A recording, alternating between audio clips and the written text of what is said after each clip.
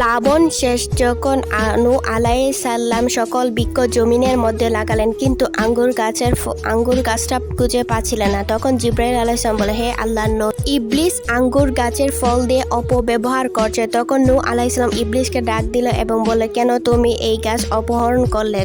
তখন তিনি বলে, এখন তুমি আমাকে এই গাছ ফেরত দাও। তখন ইবলিস বলে, আমি এই গাছ ফেরত দিতে পারি এক শর্তে, যদি আপনি আমাকে 3 দিন আঙ্গুর গাছের গোড়ায় পানি দিতে দিবেন এবং আপনি 1 দিন দিবেন। তখন হযরত নূহ আলাইহিস সালাম তার এই শর্তে রাজি হয়ে গেল এবং তিনি 1 দিন পানি দিতেন, 3 দিন দিত।